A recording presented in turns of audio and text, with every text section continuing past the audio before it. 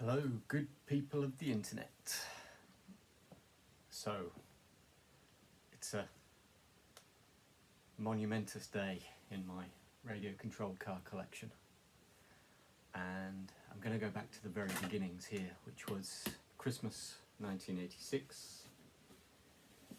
I got my first radio-controlled car, which was not an Overfox, just a Fox. And it was awesome. I built it with my dad over Christmas. We painted it like the Group C Racing Jaguars at the time. And yeah, it was just amazing. I had some friends who had Grasshopper, Hornet, Frogs, and the Fox was, it was the business. So really big sentimental spot for this from 1986. We used to take it to the local recreation centre, which was sort of nowadays would just be called a leisure centre, I guess. I don't even know if they still exist in the UK, but they used to be sort of government funded places. Anyway, in Kettering in Northamptonshire, a guy set up a little club to go racing, and I used to go racing with my Fox, and it was great. And then a few months through 1986 with my kick-ass Fox, something terrible happened. Someone turned up with one of these, a Team Associated RC10. I'd never even heard of this car. I wasn't a big RC fan in terms of knowledge. I had my Fox and it was great. Anyway, such is life, that these things happen. But now, 40 years down the line, there was recently a re-release of the RC10 called the RC10cc, which is a classic clear, I believe. And like all good things on the internet, it's caused a divide in the RC population. People would rather have an original gold pan. I'm sure they'll build an original gold pan next year because it will be 40 years. And this one's just a shelf queen. I like my shelf queen, so I've ordered one of those. And I've been thinking about how to build the classic clear in a slightly different way. But then this brought me back to the realisation that as someone who likes my classic RC cars, I should have an RC10, shouldn't I? I really should. So I didn't want, bearing in mind I've ordered a CC, a classic clear, I didn't want to buy a shelf queen RC10. So I searched about and I bought this off eBay. It wasn't cheap, even though it's wrecked. But it's come in this box. And look at the box. It's the most American thing in the world.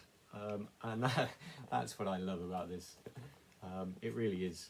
So this is my first RC10. I don't know what year it is. It's got World Championship 6 times winner on the box. It's covered in American flags. And yeah, this is what's come from my. It's got an instruction manual which tells you to use a hammer quite a lot, which obviously hammers. I guess hammers were more socially acceptable on small models in the 80s. So the hammer time is there. I'm not sure what year MC Hammer was out, probably after 86. It's come with this controller, which kind of looks retro cool, but again, I'm never going to use it, to be honest. I don't know what I'm going to do with that. That's like all good vintage buys. The box has probably 50% of things I want and 50% old scrap someone wanted to get rid of, so it's got some absolutely battered tyres. Never going to use them. Random box of broken bits in a margarine tub. Margarine's very 80s. I like the fact it's in the sort of fitting tub. Another random box of bits, again never going to use them. Big resistor there, obviously for a mechanical speed controller it doesn't have.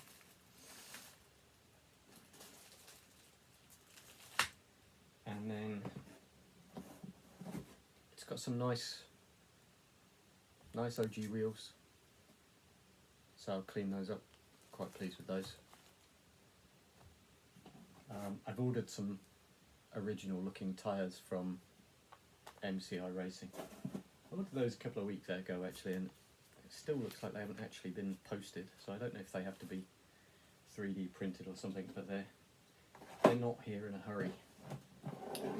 And then let me just put that down, because I don't, although the box isn't completely the best box in the world, it's nice enough to keep things in.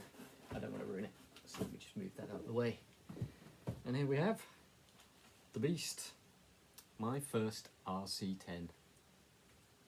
So yeah, I said it's scratched up, but I'm gonna clean it up, put it back together. It's not in too bad a condition. I'm pretty sure the front suspensions are not the originals. They've been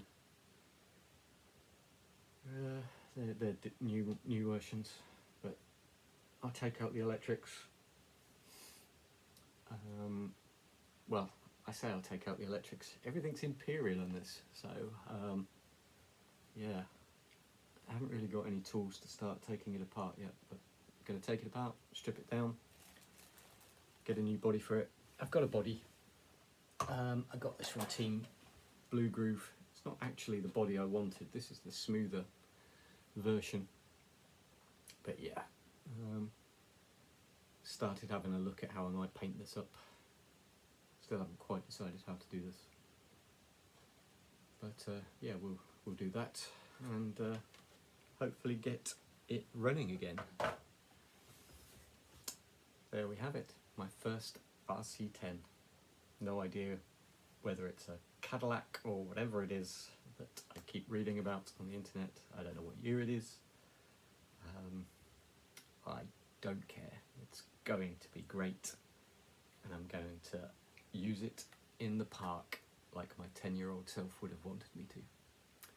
Anyway, that's the intro to my RC10. I'll do a couple of updates on each stage of me cleaning it up and putting it back together and finally running it. Looking forward to seeing this go.